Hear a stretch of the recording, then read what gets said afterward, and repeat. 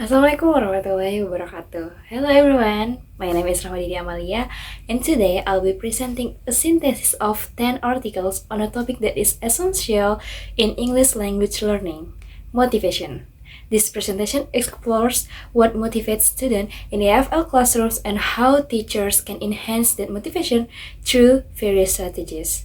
We will discuss about the content, the benefit, the strength, weaknesses, also interconnection between the articles. Motivation in EFL learning is the reason why someone wants to learn English. Motivation is important for language success because it helps people keep learning and not give up. When someone is motivated, they try harder, practice more, and learn better. We all know that motivation is the engine of learning. Without it, even the best methods will fail. These 10 studies help us understand what motivates EFL students, how motivation influences learning and outcomes, and how we as educators can foster motivation for better engagement and performance. So, here the overview of the article. There are the title of 10 articles we'll discuss and the authors, the focus, and the methods. Let's start with the first article. First article is about students' motivation in EFL learning by Sofia Fitri Al-Munawwarah. This article looks at why vocational students in Bandung are motivated to learn English using surveys and interviews. It helps teachers make lessons more interesting by understanding students' goal. The study uses trusted tools and includes student voices, giving a clear picture of their motivation. But the small sample from one school and no comparison or long-term data make the results less general. Let's move to the second article. It's about exploring motivation in EFL learning, a case study of elementary students in a rural area by Yue Hong Seng.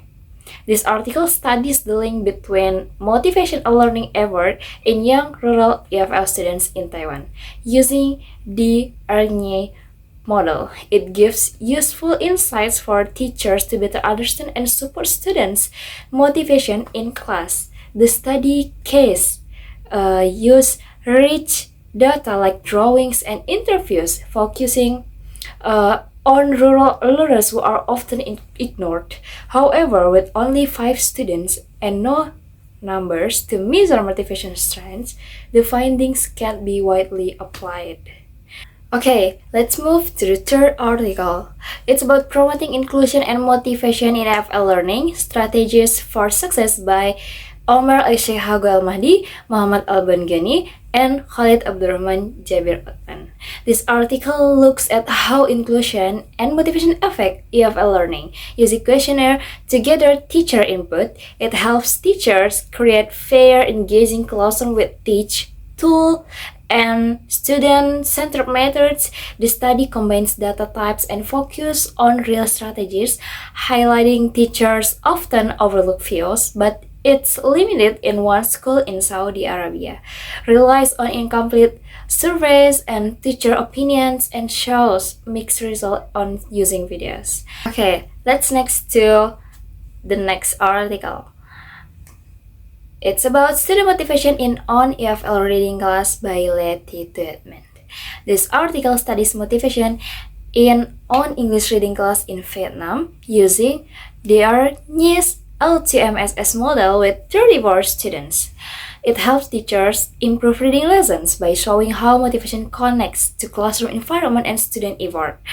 The study used both surveys and student input, focusing on a rarely studied skill with clear classroom ranks.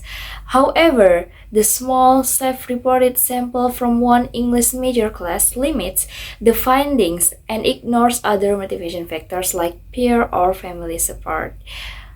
That's next to the fifth article. It's about UFL students' integrative and instrumental motivation in learning English by Unique Society. This article explores integrative and instrumental motivation in learning English among 87 university students from 2 institutions in Indonesia. It helps improve teaching and curriculum by showing how motivation affects learning strategies and supports career-focused English education.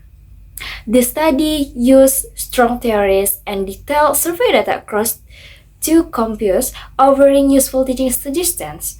However, it relies only on self-reported forms, like deeper qualitative input and briefly discusses cultural factors.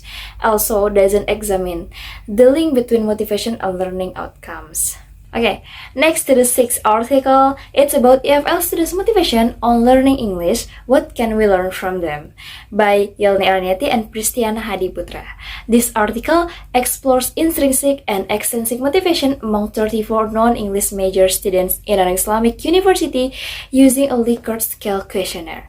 It shows that with the right environment, even non-English major can be highly motivated, offering useful input for general education programs. The study used a trusted model with clear analysis and measurable results. However, the small sample, self-reported data, and lack of deeper of cultural exploration limit the depth and generalizability.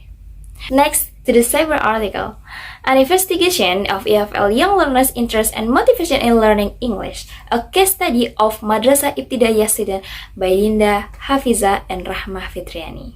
This article examines the motivation of grade 4 Islamic elementary students in Medan using questionnaires, observations, and interviews with 30 learners. It offers useful insight for improving teacher strategies by showing how teachers and lesson design affect young learners' motivation across different language skills. The study focused on a rarely studied group, uses mixed methods, and applies a strong motivation theory.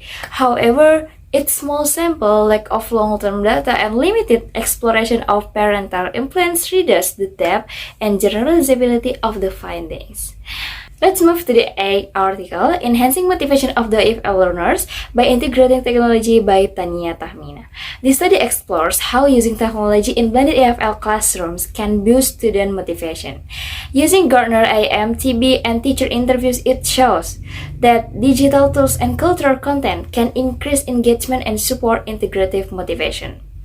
Offering useful strategies for online or hybrid teaching, the study used both data analysis and real classroom examples, backed by strong motivation theory. However, the small sample from one university in Bangladesh focused on English literature major and lack of long-term outcome data limit its broader application.